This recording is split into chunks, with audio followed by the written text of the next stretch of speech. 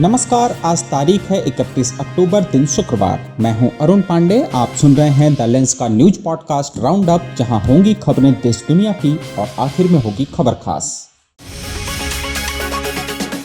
नागपुर में कर्ज माफी की मांग को लेकर सड़कों पर उतरे किसानों के आगे महाराष्ट्र सरकार ने आखिरकार घुटने टेक दिए।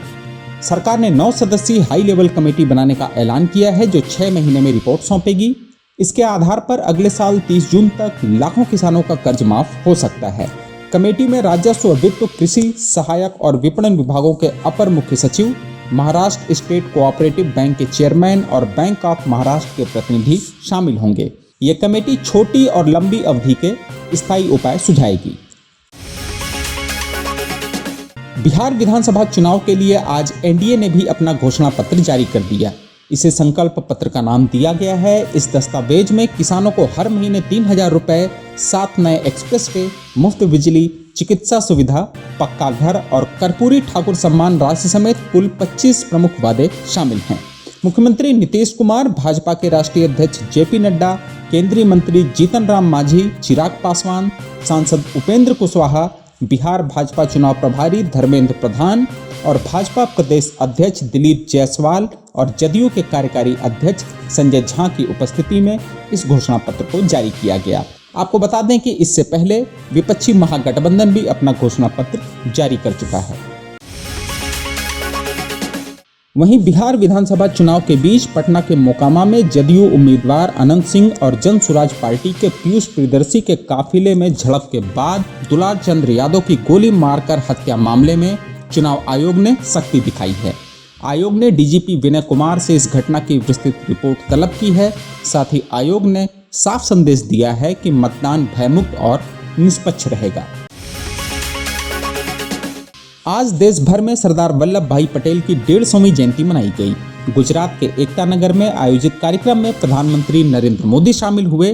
केंद्र और गुजरात सरकार के सहयोग से आयोजित इस कार्यक्रम में पीएम मोदी ने कश्मीर मुद्दे पर कांग्रेस को घेरा। उन्होंने कहा, कश्मीर को अलग संविधान और अलग झंडे से विभाजित किया गया, जिससे देश दशकों तक कांग्रेस की गलत नीतियों की आग में जलता रहा। कमजोर नीतियों के चलते कश्मीर का हिस्सा पाकिस्तान के अवैध कब्जे में चला गया, जहां आतंकवाद को बढ़ावा मिला। देश को इसकी भारी कीमत चुकानी पड़ी, लेकिन कांग्रेस आतंकवाद के आगे झुकती रही। कांग्रेस ने सरदार पटेल को भी भुला दिया। वहीं इस कार्यक्रम के बाद कांग्रेस अध्यक्ष मल्लिकार्जुन खड़गे ने पीएम मोदी के आरोपों का करारा जवाब दिया। दिल्ली में प्रेस कॉन्फ्रेंस में खड़गे ने कहा, आरएसएस पर बैन लगा देना चाहिए। अगर मोदी और शाह सरदार पटेल के विचारों का सम्मान करते हैं तो ऐसा करें। खड़गे ने 1948 का सरदार पटेल का पत्र याद दिलाया, जिसमें उन्होंने कहा था, आरएसएस ने ऐसा माहौल बनाया जिससे गांधी जी की हत्या हुई। अब खबर तेलंगाना से। पूर्व भारतीय क्रिकेटर कप्तान मोहम्मद अजहरुद्दीन को मुख्यमंत्री रेवंत रेड्डी के मंत्रिमंडल में शामिल करने के प्रस्ताव पर भाजपा और बीआरएस ने कड़ी आपत्ति जताई है। भाजपा ने इसे जुबली हिल्स उपचुनाव को प्रभावित करने की कोशिश बताया और आदर्श आचार संहिता का उल्लंघन करार दिया। पार्टी ने मुख्य निर्वाचन अधिकारी को ज्ञापन सौंपकर मांग की कि इस दुर्भावनापूर्ण प्रस्ताव पर तुरंत कार्रवाई हो, वरना मतदाताओं को लुभाने का खेल चलेगा। उधर उत्तरी कैरिबियन में तबाही मचाने वाले तूफान मोलिसा से अब तक 49 लोगों की मौत हो चुकी है। हैती में तूफान का सीधा असर तो नहीं पड़ा, लेकिन भारी बारिश से आई बाढ़ ने 30 जानें ले ली और 20 लोग अभी भी लापता हैं। जमैका की सेना ने रिजर्व जवानों को राहत कार्यों के लिए तुरंत ड्यूटी पर बुलाया है। मंगलवार को श्रेणी 5 का ये खतरनाक तूफान दक्षिण पश्चिमी जमैका से टकराया। ये देश का अब तक का सबसे शक्तिशाली तूफान बताया जा रहा है। पश्चिमी कैरिबियन में 48 से 52 अरब डॉलर का आर्थिक नुकसान अनुमानित है। और आखिर में जरा हटके में जानिए, आखिर कौन सा स्मार्टफोन है सबसे ज्यादा सुरक्षित। एक चौंकाने वाली रिपोर्ट ने स्मार्टफोन सिक्योरिटी की पुरानी धारणा को खारिज कर दिया है। लंबे समय से माना जाता रहा है कि आईफोन एंड्रॉइड से ज्यादा सुरक्षित है, लेकिन गूगल की ताजा रिपोर्ट कहती है कि मामला बिल्कुल उल्टा है।